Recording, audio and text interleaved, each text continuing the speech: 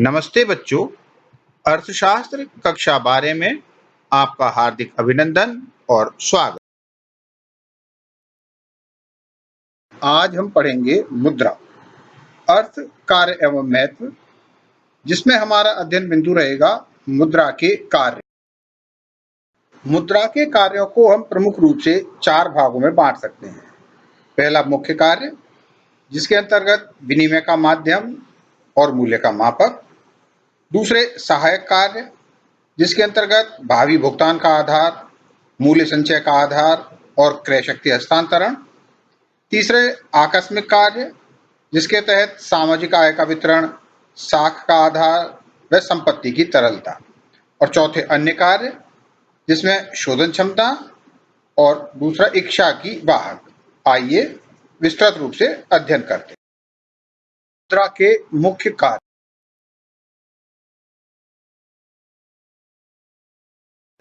मुद्रा के मुख्य कार्यों में सबसे पहला है विनिमय का माध्यम। मुद्रा का सबसे महत्वपूर्ण कार्य विनिमय का माध्यम है। यह एक ऐसा महत्वपूर्ण कार्य है जो इसकी प्रमुख पहचान भी है। समस्त प्रकार के लेन देन मुद्रा के माध्यम से ही संपन्न होते हैं, क्योंकि मुद्रा में सर्वग्राह्यता का गुण विद्यमान होता है। बाजार में समव्यवहार प्रयोजन हेतु मुद्रा एक उपयुक्त माध्यम है। वस्तु और सेवाओं का विनिमय प्रत्यक्ष रूप से वस्तुओं तथा सेवाओं में न होकर मुद्रा के माध्यम से होता है। मुद्रा के कारण मनुष्य को अपना समय और शक्ति ऐसे दूसरे व्यक्ति की खोज करने में नष्ट करने की आवश्यकता नहीं रही है, जिसके पास उसकी आवश्यकता की वस्तुएं हैं और जो अपनी उन वस्तुओं के बदले में उन दूसरी वस्तुओं को स्वीकार करने को तैयार है जो उस पहले मनुष्य के पास है। फलतः मुद्रा ने विनिमय के कार्य को बहुत ही सरल एवं सहज बना दिया है। मूल्य का मापक। मुद्रा का दूसरा महत्वपूर्ण कार्य वस्तुओं तथा सेवाओं के मूल्यों को मापने का है। वस्तु विनिमय प्रणाली की एक बड़ी कठिनाई यह निर्णय करना था कि एक वस्तु की दी हुई मात्रा के बदले दूसरी वस्तु की कितनी मात्रा प्राप्त होनी चाहिए। मुद्रा के माध्यम से ही वस्तु का मूल्य निर्धारण संभव होता है। वस्तु और सेवाओं के मूल्य मुद्रा के रूप में मापने से उनका विनिमय आसान हो जाता है। राष्ट्रीय आय की गणना भी सरल हो जाती है। व्यय विधि, उत्पादन विधि और आय विधि द्वारा देश की राष्ट्रीय आय मुद्रा के रूप में सरलता से ज्ञात की जा सकती है। मुद्रा के सहायक कार्य। मुद्रा के सहायक कार्य गौण कार्य अथवा द्वितीयक कार्य ऐसे कार्य हैं जो आर्थिक सुगमता के लिए अब होने लगे हैं, यद्यपि मुद्रा का आविष्कार इन कार्यों के लिए नहीं हुआ। ये सहायक कार्य इस प्रकार है। भावी भुगतानों का आधार। ऐसे आर्थिक सौदे जिनका भुगतान भविष्य में किया जाना है, तो मुद्रा ऐसे भावी भुगतानों के लिए आधार प्रदान करती है। अर्थात भविष्य में उस वस्तु की कीमत का अनुमान लगा लिया जाता है। अतः मुद्रा स्थगित भुगतान के आधार के रूप में भी कार्य करती है। आधुनिक युग में संपूर्ण आर्थिक ढांचा साख पर आधारित है और इसमें भिन्न भिन्न कार्यों के लिए उधार लेन देन की आवश्यकता पड़ती है। जनता के विभिन्न प्रकार के ऋण जैसे गृह ऋण, शिक्षा ऋण, उद्यम ऋण आदि का लेन देन आसान हो जाता है। इसी प्रकार शेयर, डिवेंचर और प्रतिभूतियों को खरीदना व बेचना भी मुद्रा के द्वारा सरल हो जाता है। मुद्रा एवं पूंजी बाजार का विकास संभव हो पाता है, जो एक अर्थव्यवस्था को सुदृढ़ बनाने के लिए आवश्यक होता है। मुद्रा मूल्य संचय का साधन। मुद्रा का दूसरा गौण कार्य मूल्य संचय का आधार है। वस्तुतः मुद्रा मूल्य संचय का भी साधन है। मुद्रा के माध्यम से किसी ऐसी वस्तु जिसका टिकाऊपन कम है, बेचकर उसके मूल्य को भविष्य के लिए संचित रखा जा सकता है। मूल्य संचय तथा बड़े पैमाने पर उत्पादन संभव हो पाता है। मुद्रा द्वारा क्रय की गई जमीन, मकान, सोना, चांदी एवं बॉन्ड इत्यादि के रूप में मुद्रा का संचय किया जा सकता है। यद्यपि कभी कभी मुद्रा के मूल्य में परिवर्तन होने पर लाभ व हानि की आशंका बनी रहती है। क्रय शक्ति हस्तांतरण। मुद्रा के द्वारा एक व्यक्ति अपने द्वारा संचित क्रय शक्ति को आसानी से दूसरे व्यक्ति को हस्तांतरित कर सकता है। इस प्रकार मुद्रा क्रय शक्ति हस्तांतरण के साधन के रूप में भी कार्य करती है। एक व्यक्ति नगद रूप में मुद्रा दूसरे व्यक्ति को सौंपकर क्रय शक्ति का हस्तांतरण भी कर सकता है। आज के समय में नकदी विहीन अर्थव्यवस्था में कोई भी व्यक्ति debit card, credit card, ATM अथवा चेक इत्यादि के माध्यम से भी अपनी क्रय शक्ति अन्य व्यक्ति को हस्तांतरित सरलता से कर सकता है।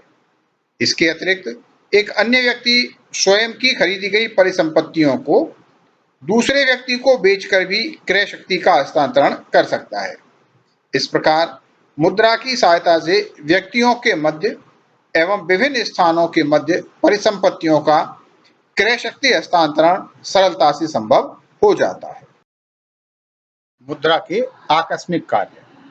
मुद्रा के द्वारा कुछ ऐसे आकस्मिक कार्य भी संपादित किए जाते हैं जो मुद्रा को और भी उपयोगी एवं सुविधाजनक माध्यम के रूप में सिद्ध करते हैं।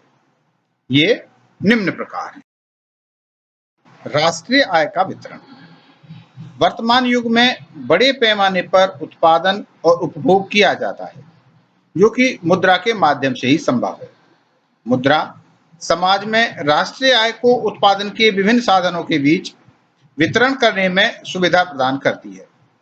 राष्ट्रीय आय का अनुमान भी मुद्रा के मूल्य से लगाया जाता है तथा कुल उत्पादन से प्राप्त मूल्य का समाज के विभिन्न वर्गों को भुगतान भी मुद्रा से संभव है। साख का आधार।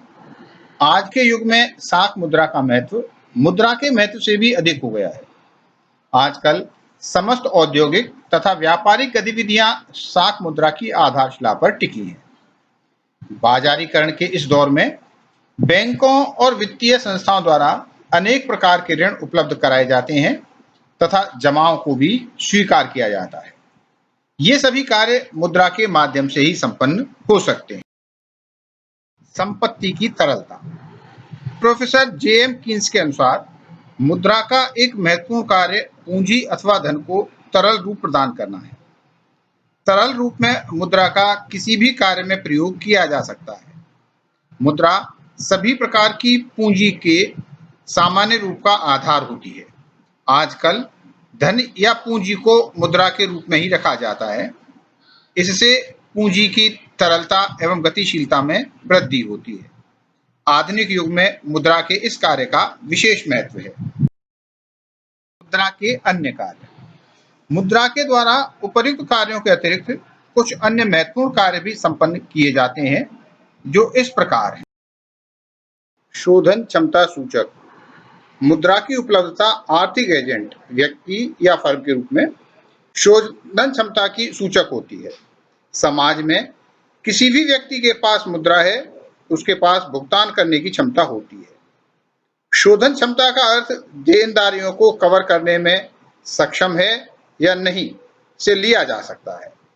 अपनी शोधन क्षमता बनाए रखने के लिए प्रत्येक व्यक्ति, फर्म, बैंक या बीमा कंपनी को मुद्रा के रूप में कुछ न कुछ धन अवश्य जमा रखना पड़ता है जिससे उसकी शोधन क्षमता सुरक्षित रहती है।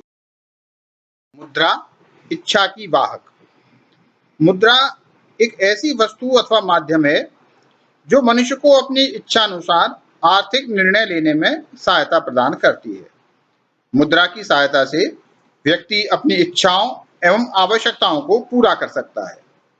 उपभोक्ता जिस वस्तु के लिए सबसे अधिक कीमत देने को तत्पर होता है, उन्हीं वस्तुओं का उत्पादन बाजार में अधिक किया जाता है। इसलिए पूंजीवाद में बाजार की प्रसिद्ध कहावत भी है कि उपभोक्ता बाजार का राजा होता है।